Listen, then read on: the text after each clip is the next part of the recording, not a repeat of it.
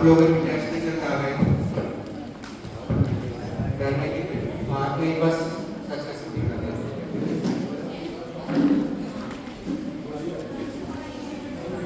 Sir, इसमें तो सिर्फ एक मार्क्स मिला है, लेकिन मेरा आंसर तो बिल्कुल सही था। हाँ बेटा, तुम्हारा आंसर सही था, पर तुमने वो तरीका नहीं अपनाया तुमने क्लास में। बस सर, देखो फाइनल एग्जाम में वही तरीका मान लिया जो आपकी सिलेबस बुक में दिया है। यदि आप आंसर आता है तरीका अलग है तो आपको पूरे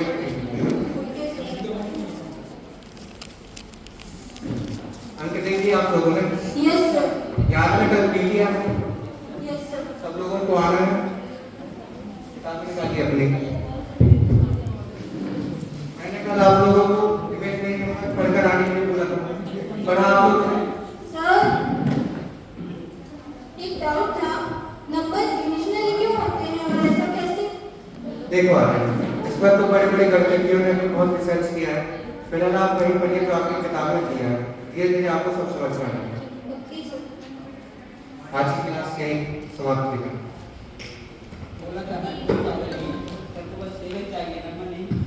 तो क्या सीखने का मतलब क्या है? चुप होना और लिख लेना होता है?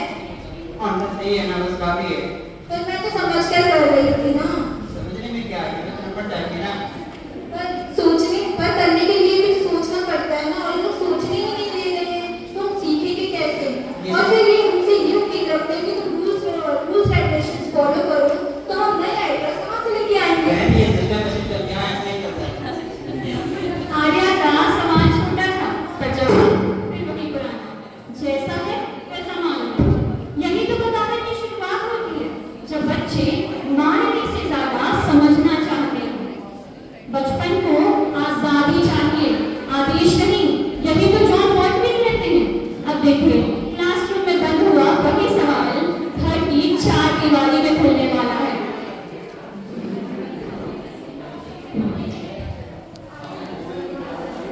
आर्या, टीचर से कंप्लेंट आई थी, कह रही थी तुम क्लास में अननेसेसरी क्वेश्चन करती हो।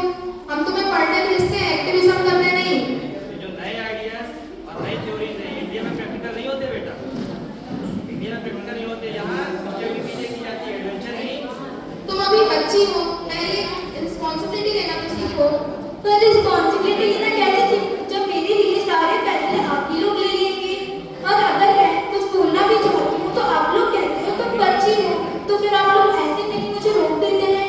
ये बात सच है बेटा, क्योंकि लाइफ इतनी सिंपल नहीं होती जैसे तुम्हें लगती है। हमने स्ट्रगल देखा है, हमें पता है कि हमें किस रास्ते पे चलना चाहिए। पर बाबा, वो आप थे, वो मैं नहीं।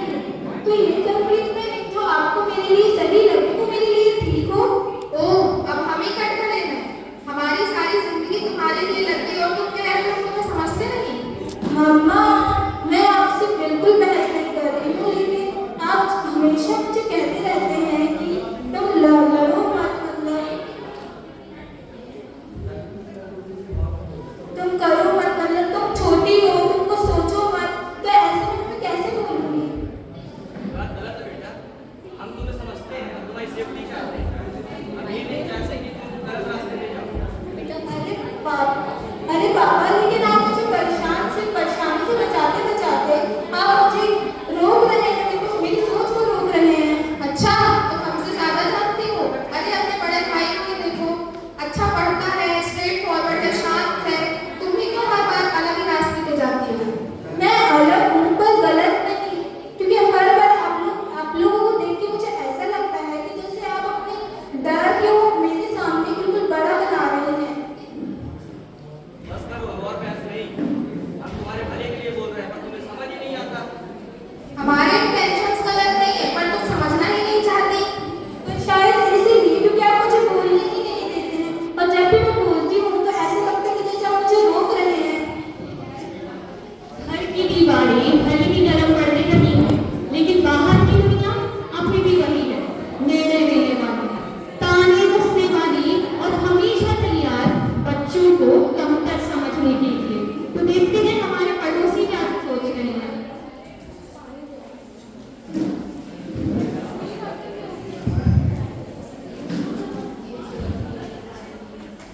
आइए जाओ भाई।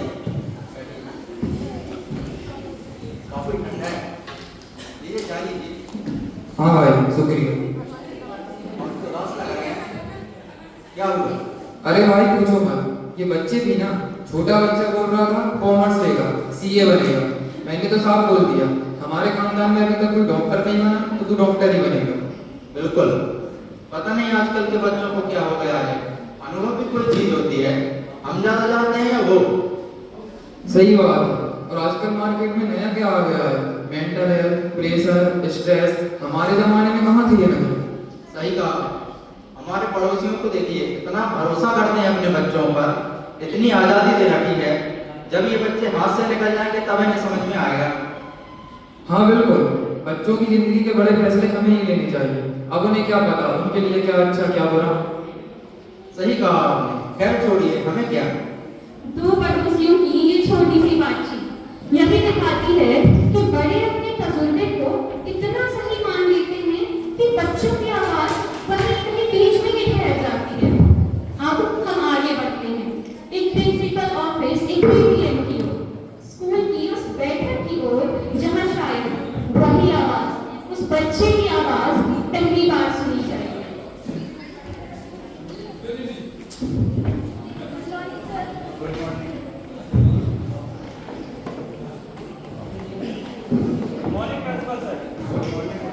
नमस्ते सर। नमस्ते मैम। आइए बैठिए सर।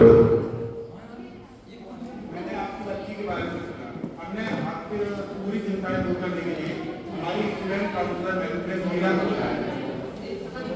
मैं आपसे बात करना चाहूंगी, जैसे कि आर्या जैसी बच्ची सवाल नहीं मतलब में बोली। मैं ये नहीं कहती कि क्यूरियोसिटी गलत है। लेकिन सर सवाल तो सही है, अगर हर बार में चैलेंज लेने लगे तो डिसिप्लिन कैसे रहेगा? देखिए आगे अनुशासन ही है, वो बात जिज्ञासु है और जिज्ञासा बच्चे की सबसे बड़ी ताकत होती है।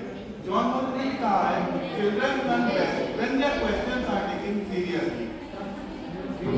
हम बड़े बच्चों के क्यों को बगावत मान लेते हैं, लेकिन सच तो ये है बच्चा लड़ नहीं रहा होता जब बच्चा रीजन जानने की कोशिश कर रहा होता। पर मैम, अगर हम उनके हर सवालों को एक्सप्लेन करते रहे तो वो बोलना कहाँ बंद करेंगे? उन्हें बंद करना भी तो जरूरी है। रोकना गलत नहीं है, सोच को रोक देना गलत है, क्योंकि बच्चे जब सोचेंगे तभी तो समझ पाएंगे। हम बड़े अक्सर बच्चों के क्यों को बगावत मान लेते हैं, इसलिए तो अभिमान और अनुभव और समझ को कायम रखना चाहिए। देखिए आपकी चिंता बिल्कुल सही है, हर पेरेंट्स ये चाहते हैं कि उनका बच्चा सेफ रहे, सफल बने, लेकिन हम ये तो नहीं कर सकते ना कि सेफ्टी के चक्कर में उनके सारे दरवाजे बंद कर दें, बल्कि हमें उनको चॉइस देनी चाहिए। क्योंकि देखिए, लेकिन सर अगर बच्चे खुद से ही चॉइस करने लगे और चॉइस करते करते कोई गलत रास्ता चुन लिया था। अरे देखिए, चॉइस देना भी तो लर्निंग का एक हिस्सा ही है ना। डिसीजन लेने का पहला नियम यही है कि बच्चों को छोटी छोटी जगह चॉइस दे देनी चाहिए, नहीं तो जब आगे चलकर उन्हें बड़े डिसीजन लेने पड़ेंगे तब तो वहाँ वो डर जाएंगे या किसी और पे निर्भर हो जाएंगे। देखिए आप चिंता मत करिए, मैं अपने अंदर से आपको ये बात बताना चाहता हूँ, जिन बच्चों को ऑटोनॉमी मिलती है वो इमोशनली स्टेबल और कॉन्फिडेंट और उनकी छलक बाहर अलग दिखती है, तो आप बिल्कुल फिक्र मत कीजिए।